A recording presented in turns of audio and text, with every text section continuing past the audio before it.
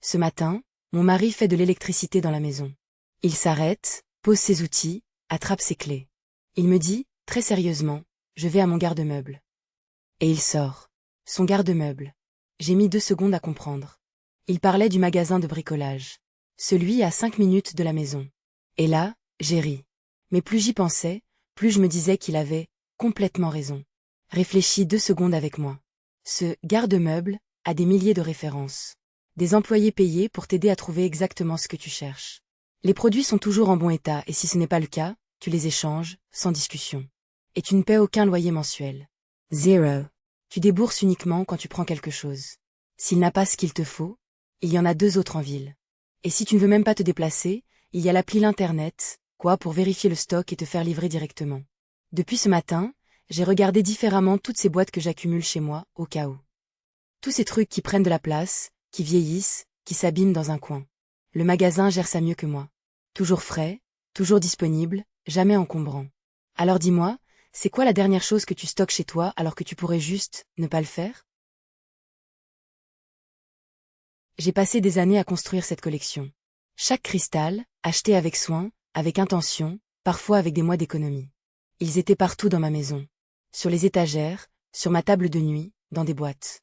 Et un jour, j'ai regardé tout ça et j'ai senti un poids énorme sur la poitrine. Pas de la sérénité. Du poids. Alors j'ai sorti tout ce que j'avais. Absolument tout. Et je les ai disposés un par un sur le sol pour voir. Pour vraiment voir. C'est là que j'ai compris. Je n'aimais plus la moitié de cette collection. Je l'avais juste accumulée. J'ai commencé à marquer en rouge ce qui partait. Et croyez-moi, ça fait mal. Parce qu'accepter de laisser partir un cristal, c'est aussi accepter de perdre l'argent qu'il a coûté. Beaucoup d'argent. Et la réalité, c'est que je n'aurai jamais le temps de revendre chaque pièce individuellement. Alors ils partiront en lots, bradés, loin du prix que j'ai payé. J'ai quand même tout photographié pendant le tri, pour poster sur les marchés locaux aussitôt. Mais au fond, l'argent n'est plus la question. La question, c'était, est-ce que cet objet me fait encore vibrer? Et pour beaucoup d'entre eux, la réponse était non. Alors ils partent. Ce qui reste sur mes étagères aujourd'hui, c'est uniquement ce que j'aime vraiment, profondément. Et pour la première fois depuis longtemps, quand je regarde ma collection, je respire. Et vous avez déjà gardé quelque chose trop longtemps juste parce que ça avait coûté cher? J'ai commencé à accumuler quand j'étais enfant. À l'époque, tout le monde pensait que j'étais juste un peu désordonnée. Un peu paresseuse. Personne n'a vu ce qui s'installait vraiment. 23 ans plus tard, j'ai une maison. Et cette maison, je l'ai détruite. Chaque deuil, chaque choc, chaque trauma j'ai construit un mur. Mon père est mort. Ma mère a failli mourir dans un accident de voiture. Mon fils a frôlé le cancer. Et mon mari a été renversé par une voiture. Il n'est pas revenu. Du jour au lendemain, je suis devenue seule à tout porter. Seule à payer les factures. Seule à tenir debout. Et les murs ont grandi. Literally. Aujourd'hui, mes 2 enfants vivent dans ce chaos. Mes 2 enfants, les seules personnes qui me restent. Ce que j'aime plus que tout. Alors j'ai décidé de me battre. J'ai préparé ma tête, j'ai fait le travail mental, j'ai établi un plan. Des bennes, des fournitures, de l'aide. 2 mois de travail acharné pour tout vider, tout reprendre. J'ai lancé une cagnotte. Et là, la plateforme m'a conseillé de la partager avec mes amis. Mes amis. Je n'en ai pas. Pas un seul. C'est ça le vrai visage de l'accumulation compulsive, l'isolement total. Je n'invite personne. Je ne laisse personne entrer. Parce que laisser entrer quelqu'un, c'est exposer ma honte. Mais ce que j'ai réalisé ensuite, ça a tout changé. Mes enfants ont besoin de me voir traverser ça. Et moi, j'ai besoin de me voir de l'autre côté. Est-ce que toi, tu as déjà construit des murs pour te protéger et réaliser qu'ils t'emprisonnaient? Le jour où ma cave s'est inondée, j'ai compris que j'étais seule. Vraiment seule. Des eaux usées remontaient par les bouches d'égout. Des centaines de cartons trempés, gonflés, qui se désintégraient dès qu'on les touchait. Une odeur de moisissure et d'eau noire mélangée. Un cauchemar pour n'importe qui. Mais moi, j'ai la malchance de vivre avec mes parents des accumulateurs compulsifs.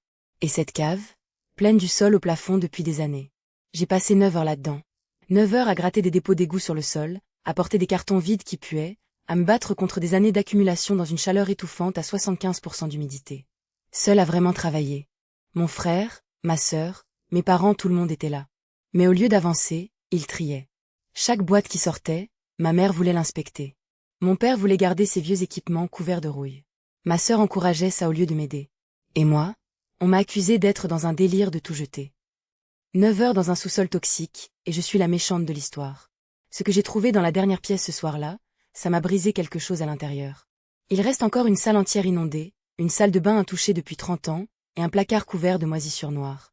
Personne ne veut appeler une entreprise de nettoyage. Personne ne veut admettre le danger. Je suis épuisée. Pas juste physiquement. Je suis épuisée d'être la seule à voir le problème. La seule à me battre. La seule qui refuse de fermer les yeux. Est-ce que vous avez déjà eu l'impression d'être la seule adulte dans votre propre famille? Mon père et moi, on est accumulateurs. Je dis ça sans honte, parce que c'est la vérité. Notre maison, notre jardin, notre vie entière, cachée derrière des montagnes d'objets que personne ne voyait jamais. Nos amis les plus proches n'avaient jamais mis un pied chez nous.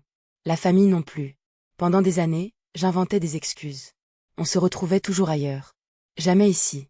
Parce que ici, c'était notre secret. Mais là, quelque chose avait changé. Mon père et moi, on s'était mis au travail. Vraiment au travail. Des semaines entières à désencombrer, à trier, à respirer à travers la honte. Et aujourd'hui c'était le jour. On organisait une fête dans le jardin. Pas à l'intérieur, c'est pas encore prêt, et c'est ok.